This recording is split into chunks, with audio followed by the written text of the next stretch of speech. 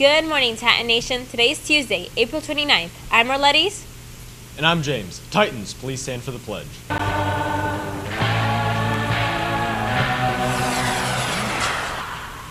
I pledge allegiance to the flag of the United States of America and to the republic for which it stands, one nation, under God, indivisible, with liberty and justice. Please be seated. Titans, remember, have pride in our school and pride in yourself, and do the right thing. Attention, AP students that missed the bubble party last Friday. There is an additional session today at 2:15 p.m. in the Media Center. Be there if you missed it last Friday. Golden Terrace Elementary School is planning their annual Spring Fling and are looking for volunteers to help them. The Spring Fling is Thursday, May 15th from 4:30 to 7:30 p.m. at their intermediate campus. Volunteer opportunities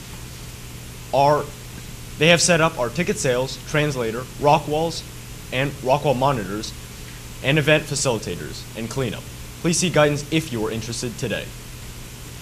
And now, over to an important announcement. To meet up with friends, but you can't seem to get anywhere quickly. You don't want your friends to be annoyed, so you text. You're on your way.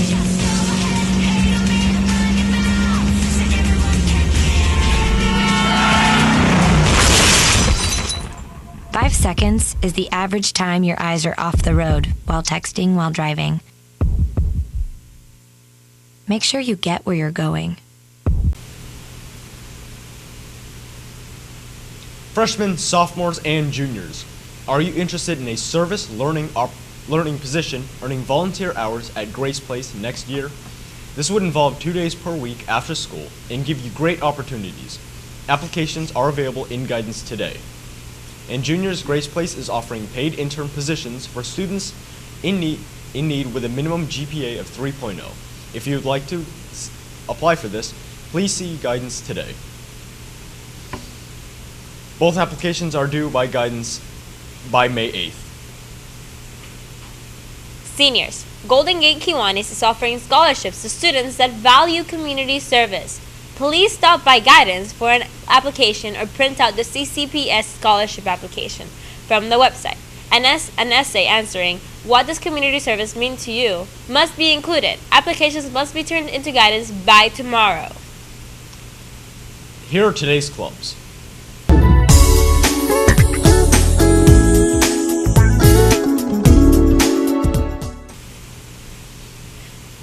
Hey Titans, do you like music? Mrs. Pardee is looking for talented students to join choir and orchestra for next year.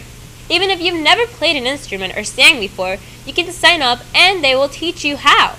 Please see your guidance counselor or Mrs. Pardee in room 2120 if this is something you are interested in. And now for what's happening on the sports scene at the gate. We're starting off with some of the football players for a quick interview. The 2014-2015 football team, and here with the starting left tackle, starting linebacker, corner. So Jordan, how do you think the football team's gonna be next year? We got a lot of dudes coming back. A lot of dudes are working hard.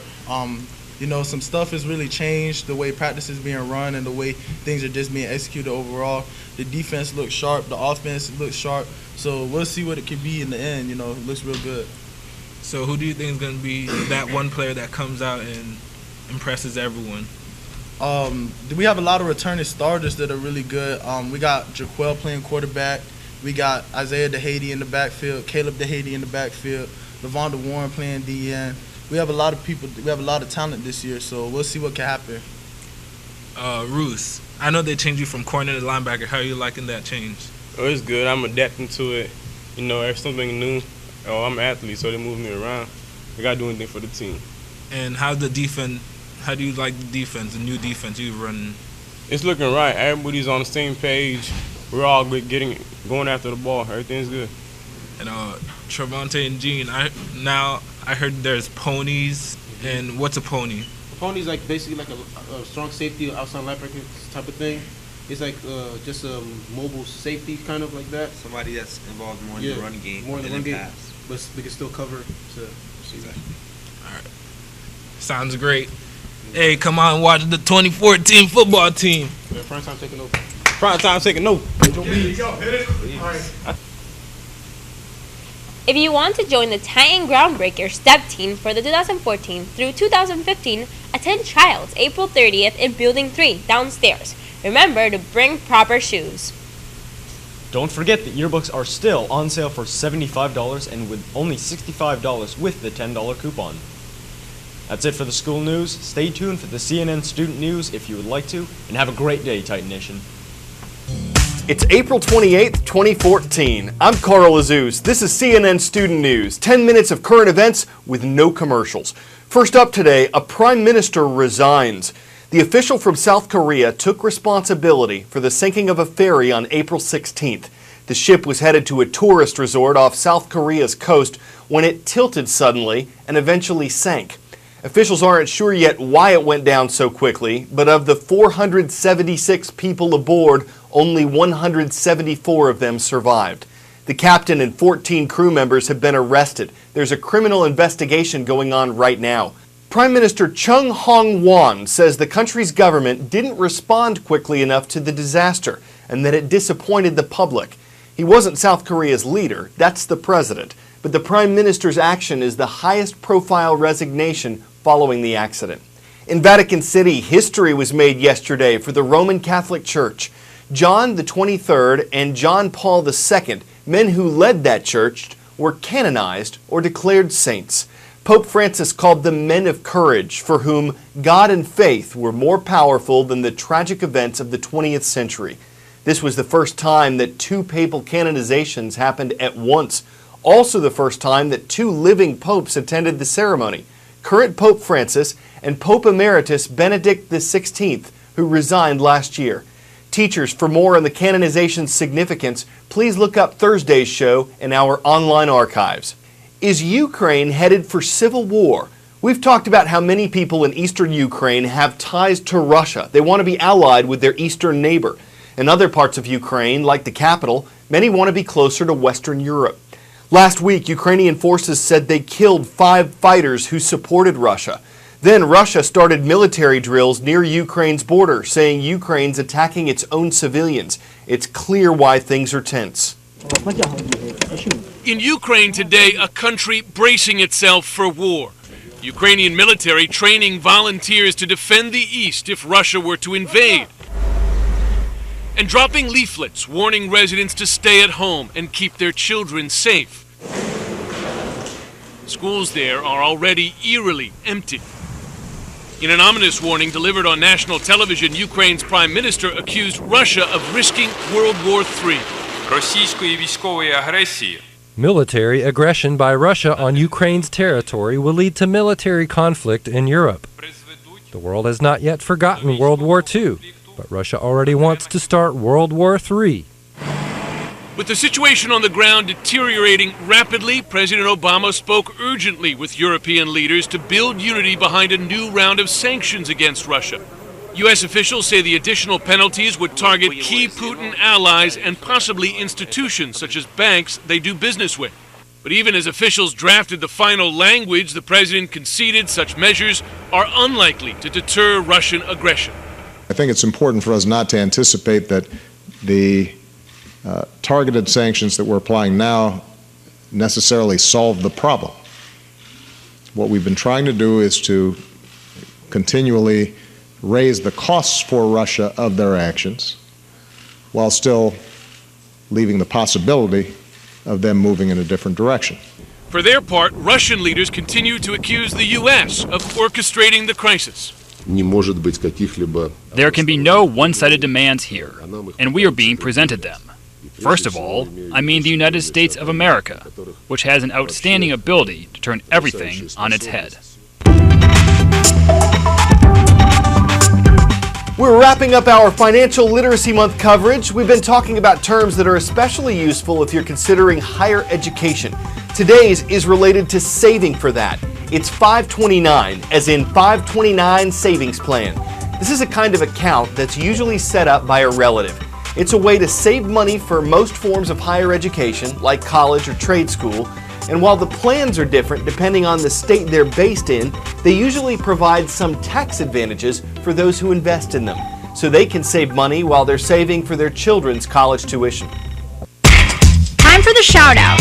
The scale that measures the intensity of tornadoes is named for what scientist? If you think you know it, shout it out. Is it Herbert Saffer, Charles Richter, Theodore Fujita, or Robert Simpson?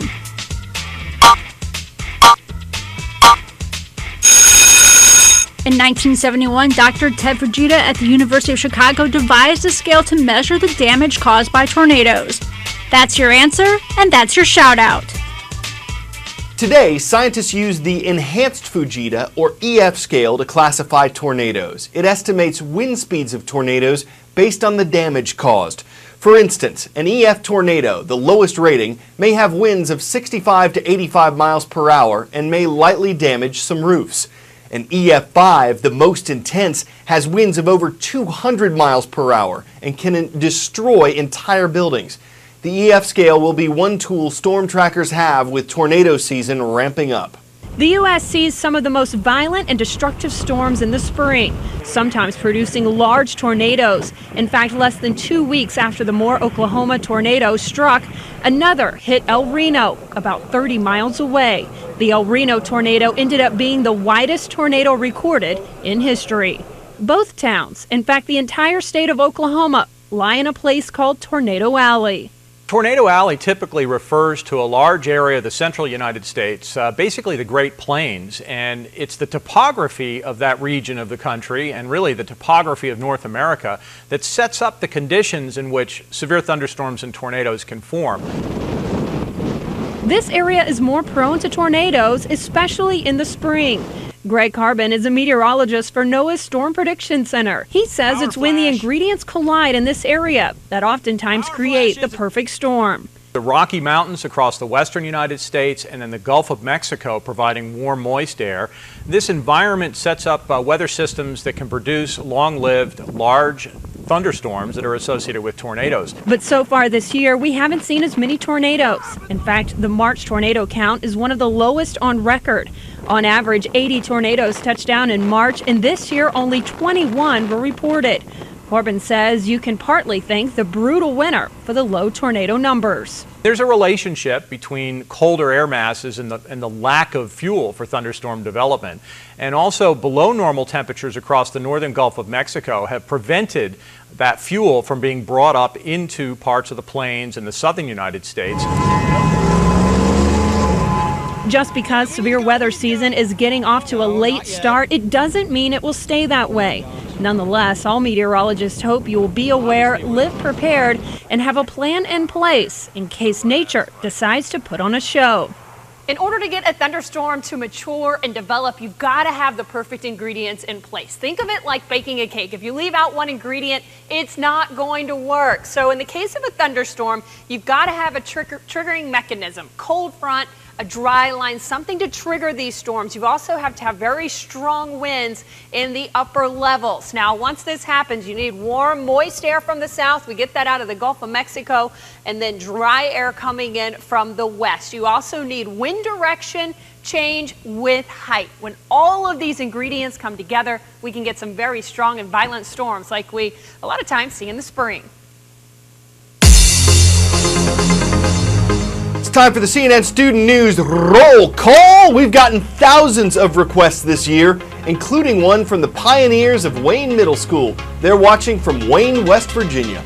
Another from the Tigers of Durant High School in Durant, Mississippi. Glad to have you watching. And how about the Chargers? Good to see our viewers at Bernie Champion High School. You'll find it in Bernie, Texas. Teachers, we hope you'll take a second to explore cnnstudentnews.com. Our website is awesome. You'll find closed captioning on the video. Just click the CC button. You'll find questions written for every show. You can sign up for our daily email where you'll see in advance what we're covering. It's all good. It's all free at cnnstudentnews.com. During his week-long trip to Asia, President Obama is meeting leaders, dignitaries, innovators, and this. Asimo is a humanoid robot who was introduced to the president. It kicked a soccer ball at him, which he fielded but didn't kick back.